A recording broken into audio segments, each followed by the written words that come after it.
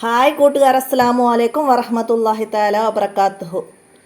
7ാം class half yearly exam ഹിഫ്ലുൽ ഖുർആനാണ് നാളെ exam വരുന്നത്. അപ്പോൾ നിങ്ങൾക്ക് സിലബസ് പ്രകാരം ഈ വർഷം ബക്കറ സൂറത്ത് ആണ് സഫർ വരെ എടുക്കുന്ന ഭാഗം വന്നത്, നോക്കി ഓതുന്ന ഭാഗം. അപ്പോൾ അത് ബക്കറയിൽ നിന്ന് ഏതാനും ആയത്തുകളാണ് നിങ്ങൾക്ക് നോക്കി ഓതാനുണ്ടാവുക. പിന്നെ ഹിഫ്ലാക്കേണ്ട ഭാഗം വരുന്നത് യാസീനും വാക്കിയയുമാണ്.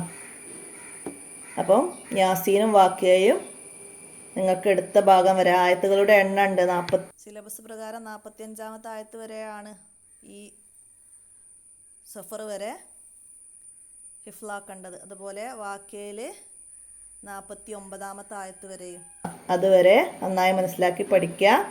അപ്പോൾ ഇതിൽ മോഡൽ ഞാൻ പറഞ്ഞ ക്വസ്റ്റ്യൻ പേപ്പർ 23 എക്സാമിൻ്റെ ക്വസ്റ്റ്യൻ പേപ്പറാണ്. അതിൽ യാസീനും വാക്കിയ തന്നെയാണ് ചോദിച്ചത്. അപ്പോൾ ഏതായത്താണ് ചോദിക്കുകയെന്നൊന്നും നമുക്ക് പറയാൻ പറ്റൂല.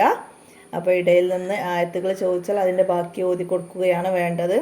അപ്പോൾ സൂറത്തുൽ ബക്കറയും യാസീനും വാക്കിയയും നന്നായി മനസ്സിലാക്കി പഠിക്കുക. അപ്പോൾ ഖുർആൻ നോക്കി ഓതി കൊടുക്കുമ്പോൾ നിങ്ങൾ ശ്രദ്ധിക്കണം. മഹാരിജുൽ ഹുറൂഫ്, അക്ഷരങ്ങൾ പുറപ്പെടുന്ന സ്ഥലം, പിന്നെ തജ്വീദിൻ്റെ നിയമങ്ങൾ, പിന്നെ ശൈലി, പിന്നെന്താണ് ശബ്ദത്തിൻ്റെ മാധുര്യം, അതൊക്കെ നോക്കി പരിഗണിച്ചാണ് നിങ്ങൾക്ക് മാർക്ക് നൽകുക. അപ്പോൾ അതൊക്കെ നന്നായി മനസ്സിലാക്കി പാരായണം ചെയ്യാൻ ശ്രദ്ധിക്കുക. അസ്സലാമു അലൈക്കും വറഹ്മത്തുള്ളാഹി വബറകാതുഹു.